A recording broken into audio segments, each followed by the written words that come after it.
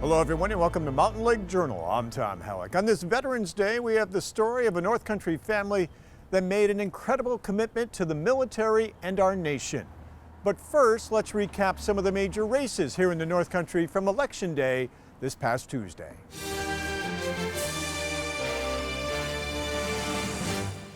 Thank you so much. We made history.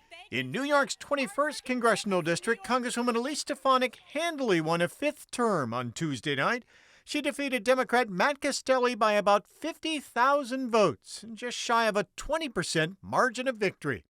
Stefanik held a victory party at the Queensbury Hotel in Glens Falls, where she thanked the crowd for their support and said she would continue to fight for them.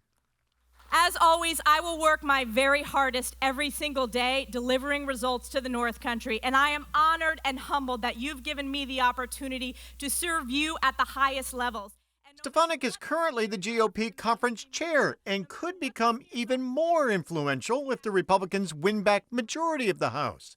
Stefanik talked to reporters at her victory party about what the GOP plans to do if they indeed take control of the House. We already have a package of bills when it comes to unleashing American energy independence. Speaker Pelosi refused to bring them to the floor. We will bring those bills to the floor. In addition, we've been working with our Border Patrol, with our members that represent border districts to make sure that we have solutions when it comes to securing the border. That means ending catch and release. It means continuing the appropriations for the border wall, and it means making sure the Border Patrol has the support they need. Stefanik's Democratic challenger, Matt Castelli, called to congratulate the Congresswoman on her win. Yes, I am heartbroken that we came up short. This certainly wasn't the outcome that we wanted. It wasn't the one that we were hoping for. But the people of New York 21 have spoken. And I respect their voice in this election. It's important to say that, especially in this moment. Especially against this opponent, especially as threats to our democracy endure.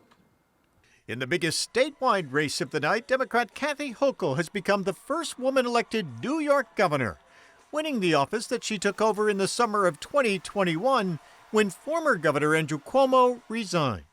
Hochul defeated Republican Congressman Lee Zeldin in a race that got much tighter in the closing weeks, Hochul ending up with just under 53% of the vote.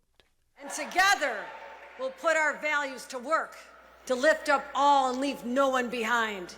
We'll build a state where families can afford to raise their children. We'll create good-paying jobs from Long Island to the city, the Hudson Valley, the North Country, all the way to Buffalo and the Southern Tier. We'll do all that, creating good-paying jobs. In the state legislative races here in the North Country, 115th District Assemblyman Billy Jones won a fourth term, winning about 60% of the vote over his Republican and Conservative Party challenger, Stephen Chilton III. And in the 45th Senate District that covers much of the North Country, incumbent Republican Dan Steck claimed victory on election night over his Democratic challenger, Gene Lapper. It's a long campaign, so when it comes to an end, you're always glad that it's over. Of course, you're even more glad when it turns out in your favor. So, I just feel great, feel invigorated, and, had my work affirmed by the voters, and that's the only measure that matters is, what does the voters say? And, a 17, 18-point win on election night is a big win. What do you take away from this election? My takeaway is I hope that the Democrats take something away from this, is that crime is an important issue statewide. And that the public is not happy with the direction the state is going, which is why I'm going to go back with a lot more members than I started with in the Republican conference. I think the Assembly will pick up some Republicans. Governor Hochul looks like she had a run for her money. It looks like the votes are just about in and she's ahead. But this wasn't the laugher that everyone thought it would be, and that's because they've made a mess of the state, and we need to go to Albany and clean up their mess now. Their supermajority in the Senate, it will be gone. It will be. Oh, yeah. There's no doubt in my mind that we will pick up enough seats to break the supermajority, which means that legislatively we will have more leverage and they're going to be forced to deal with us.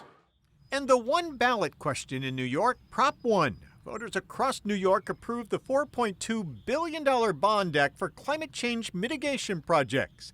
It won big, winning nearly 70% of the vote.